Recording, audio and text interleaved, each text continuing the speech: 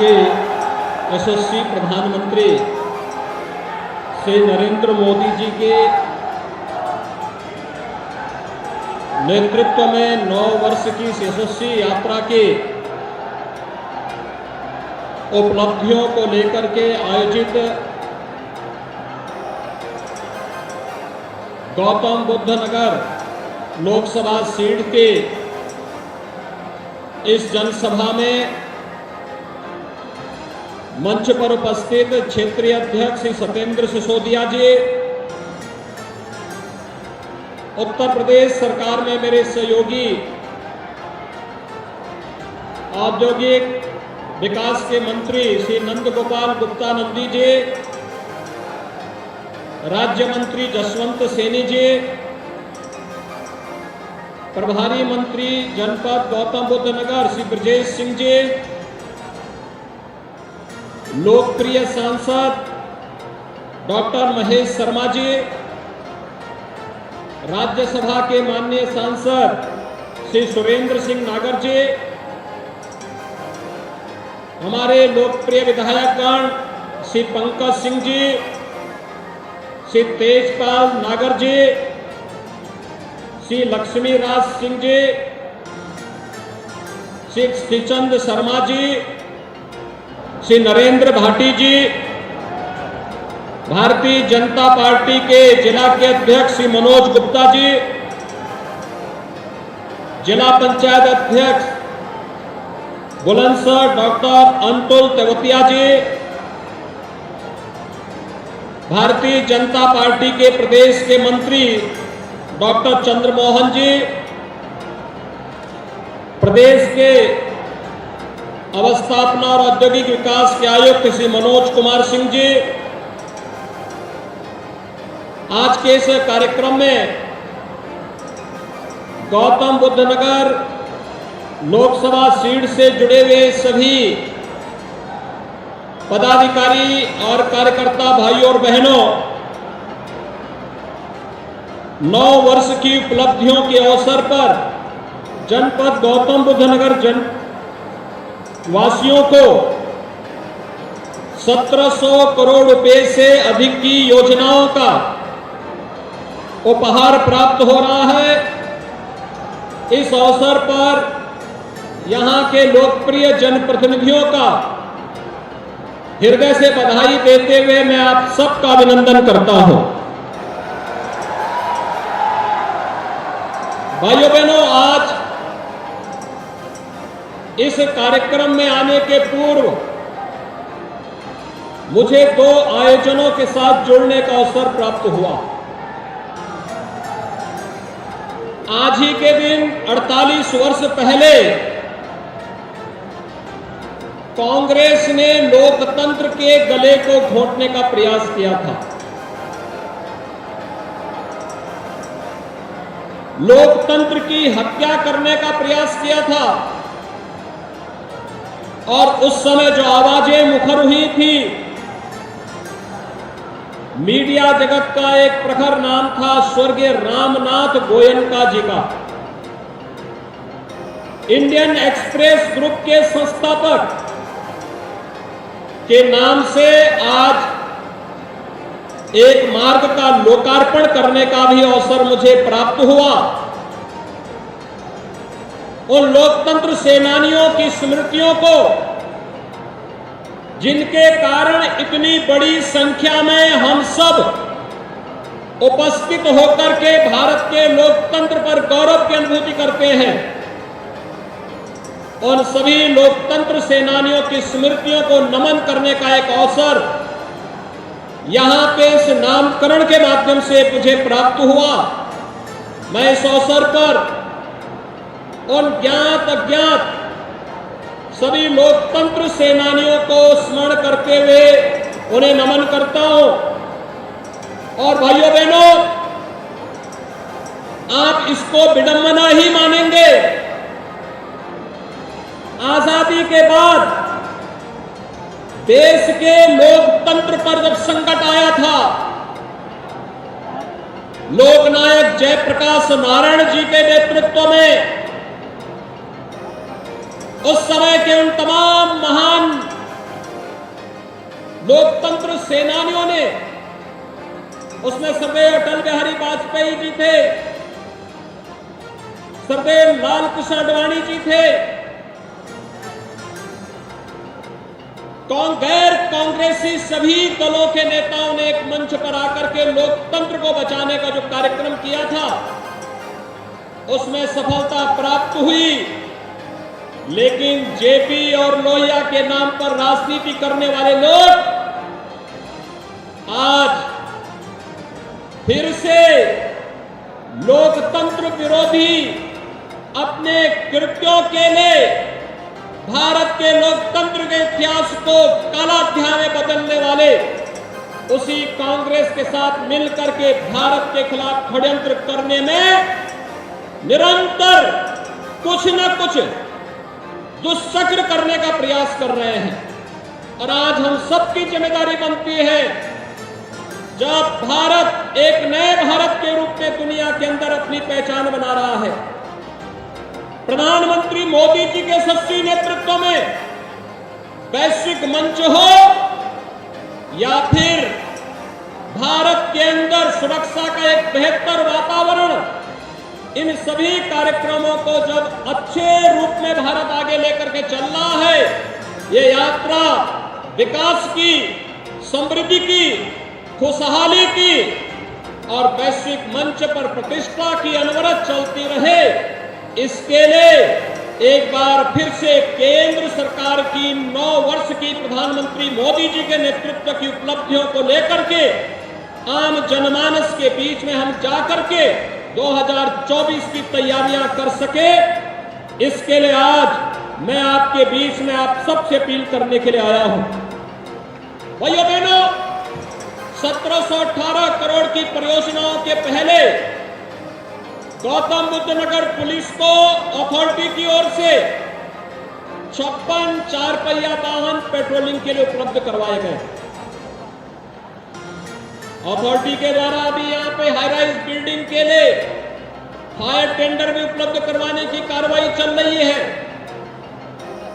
लगातार आज आप देख रहे होंगे अथॉरिटी का विकास, इंफ्रास्ट्रक्चर किस रूप में यहाँ पर सुदृढ़ हुआ है। पहले लोग दिल्ली में रहते थे, नोएडा, ग्रेटर नोएडा आने में संकोच करते थे क्योंकि वहां का इंफ्रास्ट्रक्चर अच्छा था, वहां की सुविधाएं अच्छी थी। यहां खराब था, यहां के बारे में लोगों की धारणाएं खराब थी।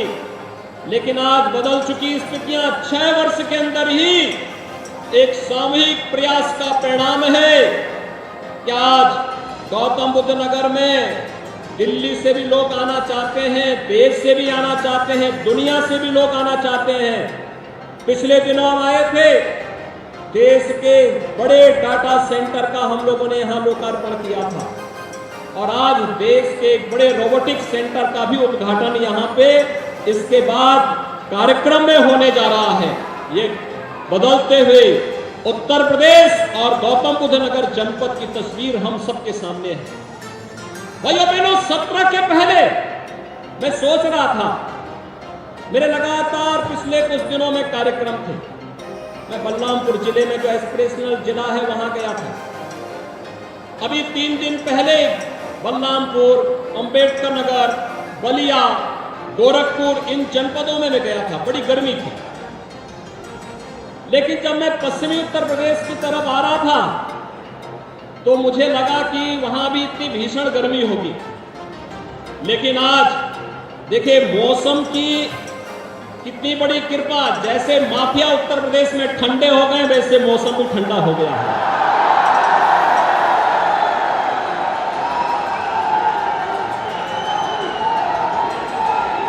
मुझे सुबह बताया गया, मैं रात्रि को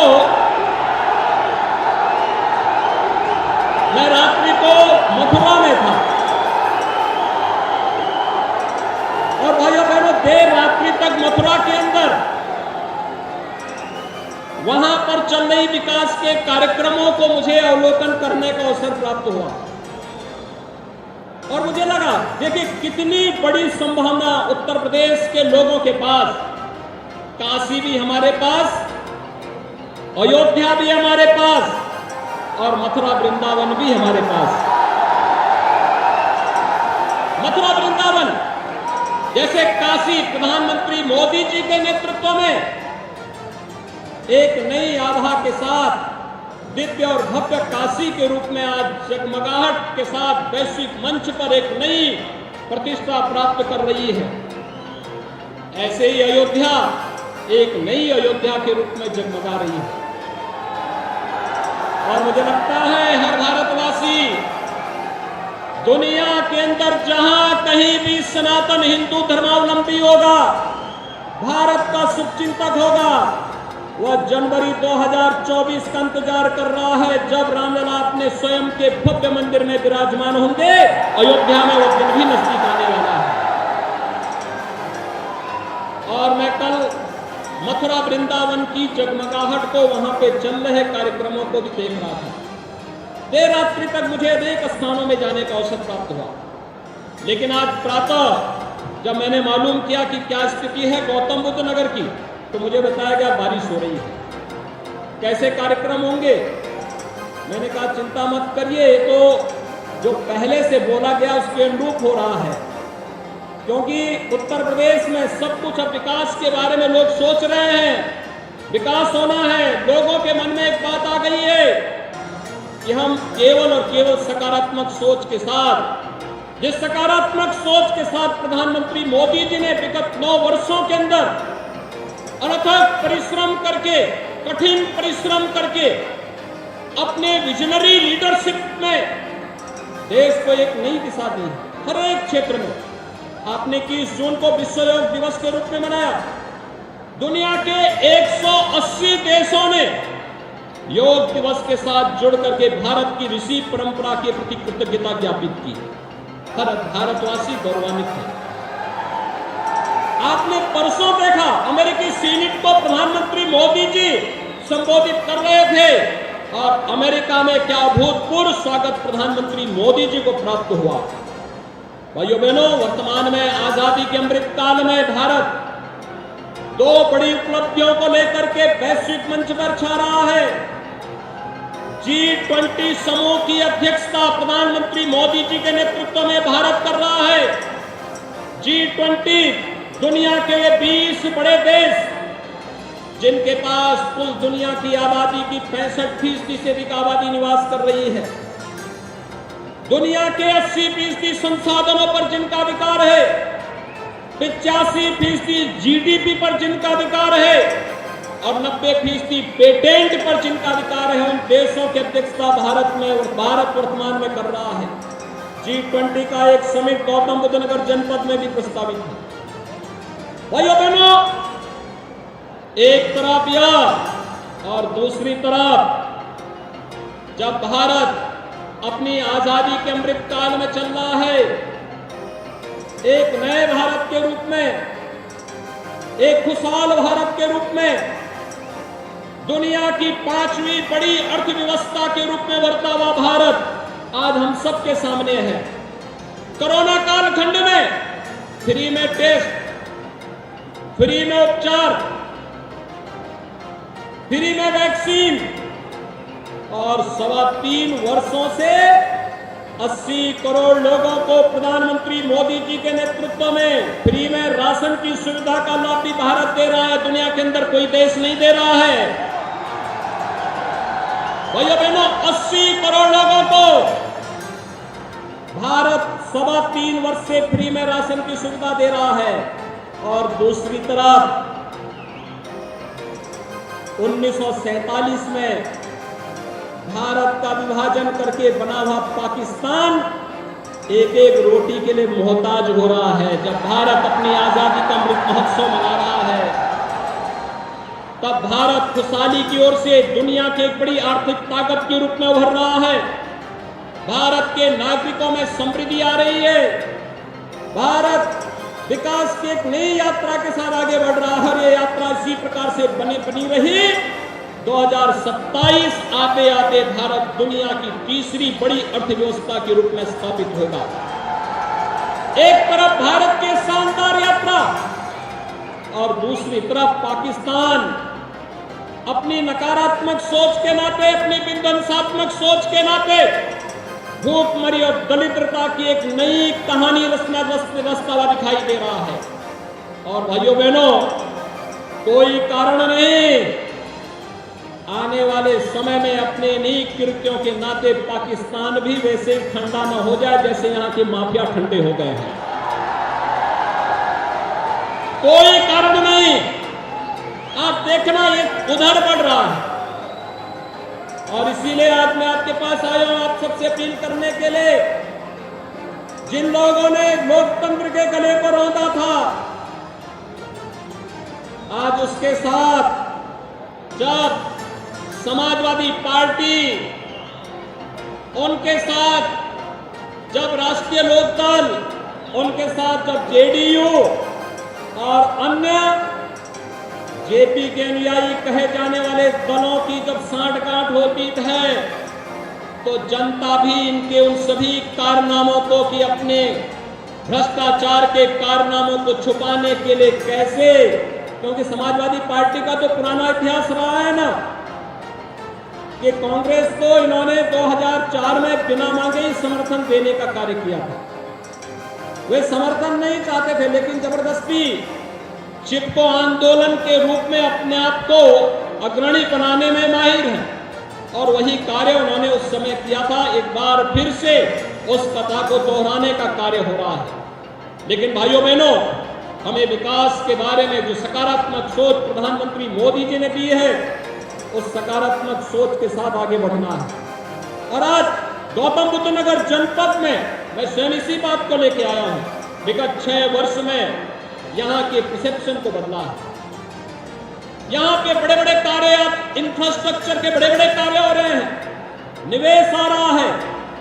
और गौतम बुद्ध नगर जनपद एक बार फिर से नोएडा, ग्रेटर नोएडा यमुना अथॉरिटी के माध्यम से अपनी आभा को देश के अंदर और वैश्विक मंच पर फिर से वो छाता हुआ दिखाई दे रहा है।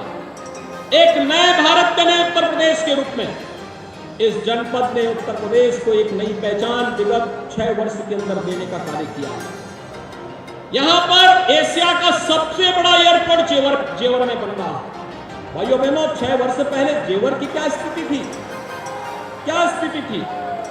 और इस वर्ष के अंत में हम जेवर में फर्स्ट फेज का कार्य संपन्न कर चुके होंगे।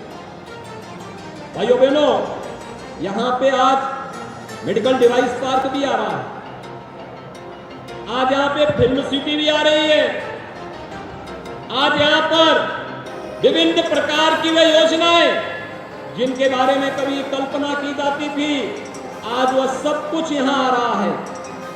लेकिन मैं धन्यवाद दूंगा जेवर एयरपोर्ट में जिन किसानों ने जमीन दी थी, सचमुच उनका अभिनंदन करता हूं। मैंने यहीं पे आकर के उनसे उस समय संवाद किया था और मैंने अनुरोध किया था कि आपका समय निकल चुका है, लेकिन आने वाली पीढ़ी के भविष्य के बारे में सोचिए। हमें कैसा विकास चाहिए? जो लोग इस पूरे जनपद को, यहां के विकास को बैरियर बन करके माफियाओं के साथ मिल करके यहां के विकास को रुद्ध करते थे, हमें उनको आगे बढ़ने के लिए अवसर देना है या यहां का विकास करके आने वाली पीढ़ी के भविष्य को उज्जवल करना है। और यहां के आने वाले सभी सम्मानित किसानों ने, अन्नदाता किसानों ने कहा था नहीं, हमें विकास चाहिए, आने वाली पीढ़ी का भविष्य उज्जवल चाहिए।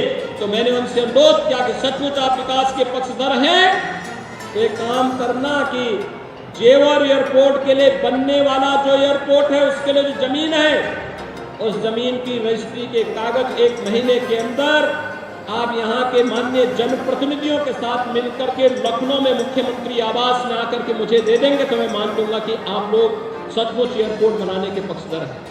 और उन्होंने किया था और मैं आज इसी आया हूँ।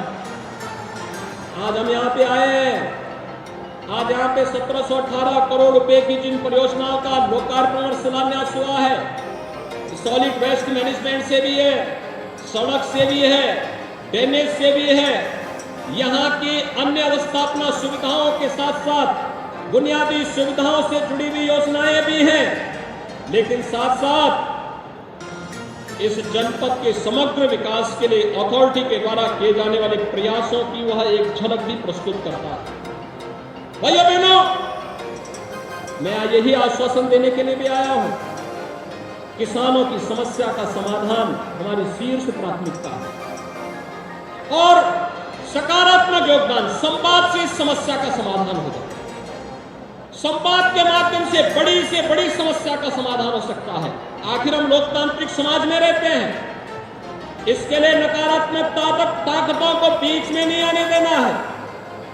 जो लोग विकास के विरोधी हैं, आपके कंधे पे बंदूक रख करके केवल अव्यवस्था पैदा करना चाहते हैं, विकास को बाधित करना चाहते हैं और आने वाली पीढ़ी के भविष्य के साथ खिलवाड़ करना चाहते हैं, और लोगों को सफल नहीं होने देना है। हम संवाद के माध्यम से अपनी समस्या का समाधान करें और साथ ही साथ हम लोग यहाँ पे बायर और बिल्डर से जुड़ी हुई समस्या का समाधान करने के लिए भी एक सकारात्मक दिशा में आगे बढ़ने वाले हैं। इस समस्या का भी समाधान होगा, क्योंकि यहाँ के विकास के लिए यह आवश्यक है और इन सभी समस्याओं का सकारात्मक रूप से समाधान के किसी निष्कर्ष पर हम पहुंच सके, इसके लिए जनता जनार्दन का योगदान, जनप्रतिनिधियों की सक्रियता और साथ साथ सभी प्रकार के प्रशासनिक अथॉरिटी, शासन से जुड़े हुए अधिकारियों का बेहतर संवाद इस पूरी प्रक्रिया को आगे बढ़ाएगा। और मैं विश्वास के साथ कह सकता हूं, यह आज नए भारत के नए उत्तर प्रदेश में संभव है, यह हमने करके दिखाया है और इसके परिणाम भी बहुत शीघ्र आप सबके सामने आएंगे। आज के इस अवसर पर भाइयों बहनों, 9 वर्ष की प्रधानमंत्री मोदी जी के नेतृत्व की उपलब्धियां बेमिसाल हैं। खुशहाल भारत की एक नई नींव रखने वाले हैं और समृद्ध और खुशहाल भारत की इस नई नींव के लिए हम सबको भी मिल करके प्रधानमंत्री मोदी जी के नेतृत्व में इस नए भारत के निर्माण के लिए, समृद्ध भारत के निर्माण में अपना योगदान देना होगा। आज के इस अवसर पर एक बार फिर से मैं आप सबको हृदय से इन सभी योजनाओं की बधाई देते हुए, सभी माननीय जनप्रतिनिधियों को बधाई देते हुए गौतम बुद्ध नगर वासियों का अभिनंदन करता हूं। धन्यवाद। जय हिंद। मुख्यमंत्री ने नोएडा स्टेडियम से तकरीबन 1400 करोड़ रुपए की परियोजनाओं का लोकार्पण किया और साथ ही उद्घाटन भी किया, जिसमें पुलिस को 56 गाड़ियां दी गई हैं, वो मुख्य था। साथ ही सिग्नेचर ब्रिज का भी उद्घाटन यहां से किया गया। मुख्यमंत्री यहां से निकलकर सीधे ग्रेटर नोएडा जा रहे हैं। वहां पर जीबीयू में यूपीएससी के जो छात्र थे, टॉपर थे, उनके साथ बैठ के बातचीत करेंगे, वार्ता करेंगे और उसके बाद एक सेमिनार भी आयोजित होगा। उसके बाद रोबोट की एक कंपनी है, उसका भी उद्घाटन सीएम करेंगे। कैमरा पर्सन साजिद के साथ दानिश भारत समाचार, नोएडा। और आगे बढ़ते हैं, अगली खबर का रुख करते हैं। लखनऊ से खबर, सपा अध्यक्ष अखिलेश